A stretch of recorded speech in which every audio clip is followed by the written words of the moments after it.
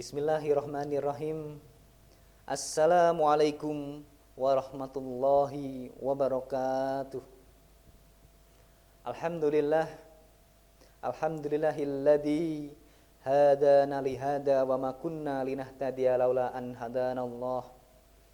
Asyhadu an la ilaha illallah wahdahu la syarikalah wa asyhadu anna Muhammadan abduhu wa rasuluh la nabiyya wa la rasula ba'dah.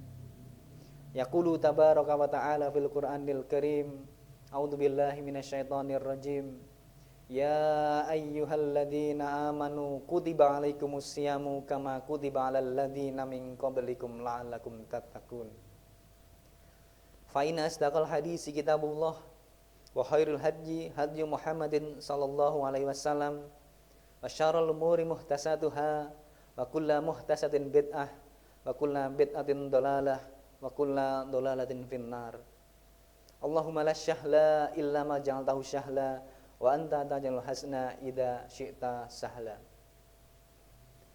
Hadirin kaum muslimin dimanapun Anda berada, alhamdulillah, puji syukur kehadirat Allah Subhanahu wa taala.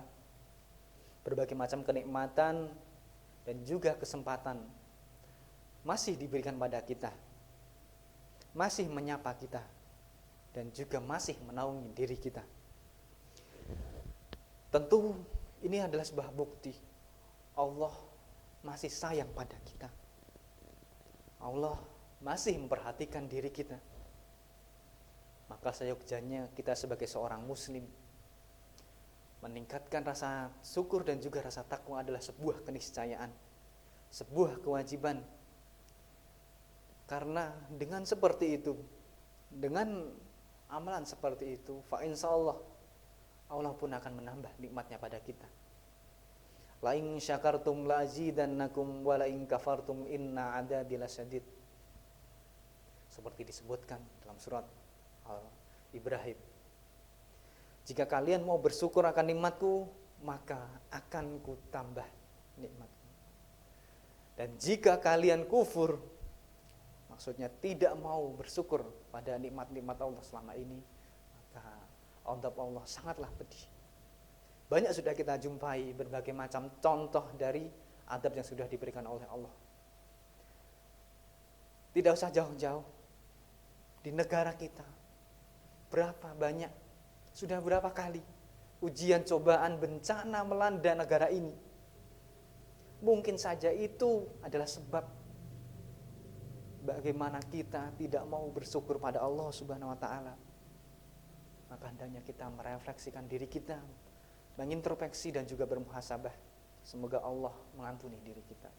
Salawat beriring salam semoga tetap tercurah limpahkan pada Nabi junjungan kita Rasulullah Muhammad sallallahu alaihi wasallam, sang pembawa risalah Islam, minadh-dhulumati ilan nur, dari zaman jahiliyah akan syariat Islam menuju zaman Islamiyah yang seperti kita rasakan pada kesempatan hari ini. Hadirin yang dirahmati Allah Subhanahu wa taala, momentum Ramadan, bulan suci Ramadan adalah syahrul mubarak, syahrul Quran wa syahrul maghfirah. Bulan yang penuh dengan kemuliaan, bulannya Al-Quran dan juga bulan pengampunan dari Allah Subhanahu wa taala. Maka hendaknya kita sebagai seorang muslim mempersiapkannya dengan sematang-matangnya, dengan sesungguh-sungguhnya dan seantusias-antusiasnya. Karena di momentum ini, selama 1 bulan inilah momentum yang dinantikan oleh seluruh muslim di belahan bumi manapun. Waktu yang berlangsung hanya kurang lebih 1 bulan ini menjadi kado spesial, menjadi tamu yang agung yang mestinya kita muliakan. Kita muliakan dengan amalan-amalan kita. Kita muliakan dengan berbagai macam aktivitas-aktivitas yang tentunya positif, mengandung banyak manfaat dan juga berpahala, dan tentunya harapan kita diridhai oleh Allah Subhanahu wa taala. Tentu kita tidak ingin melewatkan bulan suci ini dengan berbagai macam hal yang sia-sia. Amalan-amalan yang sia-sia, amalan yang tidak bermanfaat sama sekali, yang tidak mendatangkan kebaikan baik diri kita maupun orang-orang di sekitar kita. Terlebih tentunya harapan kita, momentum Ramadan adalah momentum tarbiyah.